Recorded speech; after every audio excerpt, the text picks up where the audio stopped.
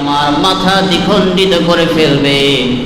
অতএব তোমরা তোমাদের জীবনকে বিসর্জন দিও না, জীবনকে বিপন্ন করো না। তোমরা রাতের মধ্যে তোমরা সবাই মিলে পালিয়ে যাও। সঙ্গী সাথীরা বলল, ইমাম হুসাইন, এটা আপনি কি বললেন? আজ যদি আমরা আপনাকে ফেলে চলে যাই, জীবনের মায়া নিয়ে যদি মদিনায় ফিরে চলে যাই, আর আপনার শাহাদাত যদি আজ নসিব হয়ে যায়, তাহলে কাল কিয়ামতের ময়দানে আল্লাহর কাছে আমরা কি জবাব দেব? তারা বললেন, ইমাম হুসাইন, আমরা আজকে জীবন দেব, আজকে আমরা শহীদ হব, কিন্তু ইয়াজিদের নেতৃত্ব আমরাও মেনে নেব না।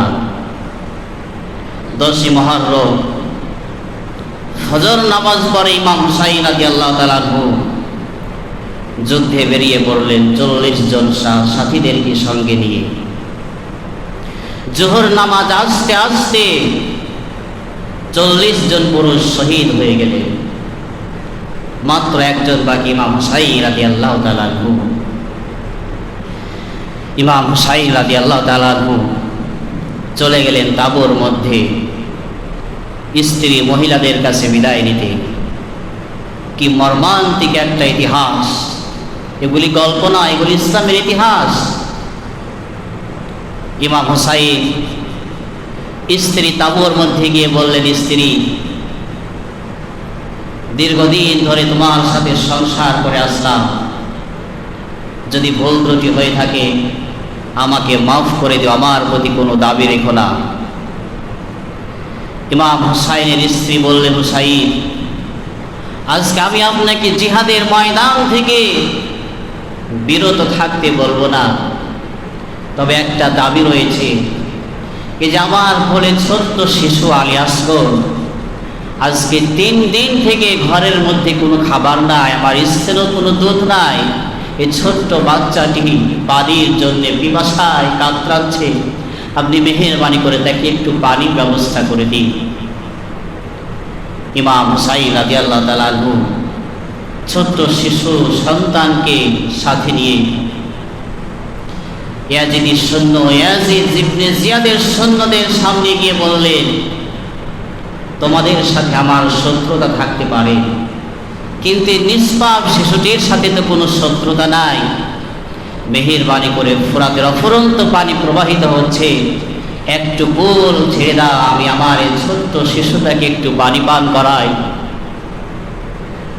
সৈন্যরা বলল, হুসাইন, তুমি কি হাতে শিশু নিয়ে এসেছো না কি নিয়ে এসেছো? ইমাম হুসাইন রাদিয়াল্লাহু তাআলা আনহু তার ছোট্ট শিশুটিকে ভাবে চেড়ে ধরলেন, বললেন, এই যে আমার ছোট্ট শিশু একটু পানির জন্য ছটফট করছে, মেহেরবানি করে তাকে একটু পানি দিন, পানি পান করান। তার আবেগময় কথা তাদের কর্ণপ্রহরে প্রবেশ করল না। ভিতর থেকে একজন তীর নিক্ষেপ করলো। আলী আসগর ছোট্ট শিশু হুসাইন রাদিয়াল্লাহু তাআলা আনহু হাতে থাকা শিশুর পেটের ভিতরে তীর প্রবেশ করে অপর প্রান্তর দিয়ে বেরিয়ে গেল, ফিনকি দিয়ে রক্ত ঝরতে লাগলো। ইমাম হুসাইন রাদিয়াল্লাহু তাআলা আনহু ছেলে রক্তগুলি দেহতে মাখছে আর বলছেন, বাবা, আমি আজকে তোমাকে 1 ঘটা পানি পান করাতে পারলাম না, কথা দিলাম বাবা, কাল কিয়ামতের ময়দানে আমার নানার হাউজে কাউসারের পানি পান করাবো, এমন ঠান্ডা পানি জীবনে তোমার আর কোনোদিন তৃষ্ণা লাগবে না। ইমাম হুসাইন রাদিয়াল্লাহু তাআলা আনহু শিশুটিকে নিয়ে চলে গেলেন, স্ত্রীর কাছে বললেন, স্ত্রী, এ নাও তোমার সন্তান, এমন পানি পান করেছে জীবনে তোমার কাছে আর কোনোদিন পানি পানি বলে বিরক্ত করবে না। তাঁবুর ভিতরে থাকা মহিলারা সবাই জোরে কাঁদতেছে, সবাই কান্নাকাটি করছে। ইমাম হুসাইন রাদিয়াল্লাহু তাআলা বললেন, কান্নার কিছু নাই, আমার নানার রেখে যাওয়া ইসলাম, সাহাবায়ে কেরামদের রেখে যাওয়া ইসলাম ভুলঞ্চিত হয়ে যাবে, আমি বেঁচে থাকতে এটা কখনোই মেনে নেব না। ইমাম হুসাইন রাদিয়াল্লাহু তাআলা সকলকে বিদায় জানিয়ে যুদ্ধে রওনা দিলেন। না খাওয়ার শরীর, 1 মাস আগে বের হয়েছে, কোনো খাবার নাই, বাড়ি নাই, বিপদাস্ত। হুসাইন রাদিয়াল্লাহু তাআলা আনহু জোহর নামাজ পর থেকে আসর পর্যন্ত একাই যুদ্ধ করতে লাগলেন। যুদ্ধ করতে করতে ফোরাতের চতুর্পাশ খালি করে দিয়েছেন, সকলকে তিনি নিহত করে দিয়েছেন। ইমাম হুসাইন চিন্তা করলেন, ফোরাতের চতুর্পাশ খালি হয়ে গিয়েছে, পিপাসার্থ খুবই তৃষ্ণা লেগেছে, একটু পানি পান করি। তিনি পানি পান করার জন্য ফোরাত নদীতে নামলেন, ঘোড়াটাকেও ছেড়ে দিলেন পানি পান করার জন্য। ইমাম হুসাইন রাদিয়াল্লাহু তাআলা আনহু তিনি ফোরাত নদীতে হাঁটু পর্যন্ত নেমে গেলেন। এভাবে 2 হাত দিয়ে পানি তুলেছেন, পানিটা মুখের সামনে নিয়ে গেছেন। এমন সময় মনে পড়ল, আহারে একটু আগে আমার ছোট্ট শিশু পানি পানি বলে চিৎকার করতে করতে দুনিয়া থেকে চলে গেল, 1 ফোঁটা পানি পান করাতে পারলাম না। সাথে থাকা 40 জন পুরুষ পানি পানি পরে সব শহীদ হয়ে গেল, কেউ 1 ফোঁটা পানি পান করল না। এই পানি আমি কেমন করে মুখে দিই? পিপাসার্থ তৃষ্ণার্ত পানি পান করার জন্য মুখে তুলেছে। এ কথা মনে পড়ার সাথে সাথে হাত থেকে পানি পড়ে গেল। ইমাম হুসাইন রাদিয়াল্লাহু তাআলা আনহু আবারও ঘোড়ার পিঠে উঠে যুদ্ধ শুরু করে দিলেন। চতুর্দিক থেকে তীর আসতে লাগলো। ইমাম হুসাইন রাদিয়াল্লাহু তাআলা আনহু সকলকে উদ্দেশ্য করে বললেন, তোমরা দাঁড়াও, তোমরা কার দিকে তীর নিক্ষেপ করছো? আমি কি তোমাদের রাসূল মুহাম্মদ সাল্লাল্লাহু আলাইহি সাল্লামের নাতি কলিজার টুকরা ইমাম হুসাইন নই?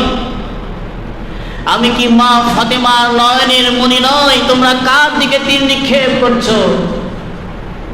তার আবেগময় কথা তাদের কলিজা স্পর্শ করলো না। চতুর্দিক থেকে তীর আসতে লাগলো। ইমাম হুসাইন রাদিয়াল্লাহু তাআলা আনহু পড়ে গেলেন মাটিতে। সিমার নামক একজন এসে ইমাম হুসাইন রাদিয়াল্লাহু তাআলা আনহুর বুকে উঠে বসে চেপে বসে তরবারি দিয়ে ইমাম হুসাইন রাদিয়াল্লাহু তাআলা আনহুর দেহ থেকে মাথাটা আলাদা করে দিলেন। 11ই মুহররম সকালবেলায় মদিনায় উম্মে সালামা হাওমা উপরে কাঁদতেছে। লোকজন বললেন, মা আপনি কাঁদেন কেন? উম্মে সালামা বললেন, আজকে রাত্রে আমি স্বপ্নে নবীজি সাল্লাল্লাহু আলাইহি সাল্লামকে আমার দেখেছি স্বপ্নে। তিনি আমার কাছে এসেছেন, আমি দেখলাম তার চোখ দিয়ে পানি পড়ছে আর দাড়ি মোবারকে ধুলাবালি লেগে আছে, মুখটা মলিন হয়ে আছে। আমি বললাম, ইয়া রাসূলুল্লাহ আপনি কাঁদেন কেন? আপনার দাড়ি মোবারকে ধুলাবালি কেন? আপনার চেহারাটা মলিন কেন? নবী করিম সাল্লাল্লাহু আলাইহি সাল্লাম বললেন, উম্মে সালামা আমি মাত্র কারবালা থেকে আসলাম। আমার কলিজার টুকরা হুসাইন রাদিয়াল্লাহু তাআলা আনহুকে কারবালার ময়দানে তারা শহীদ করে দেহ থেকে মাথাটা বিচ্ছিন্ন করে তার দেহটা উটের সাথে বেঁধে দেহটাকে উট দিয়ে তারা পদদলিত করেছে। প্রিয় উপস্থিতি, এভাবে নির্মমভাবে ইমাম হুসাইন রাদিয়াল্লাহু তাআলা আনহুকে কারবালার ময়দানে শহীদ করা হয়েছে। তিনি শহীদ হয়েছেন, জীবন দিয়েছেন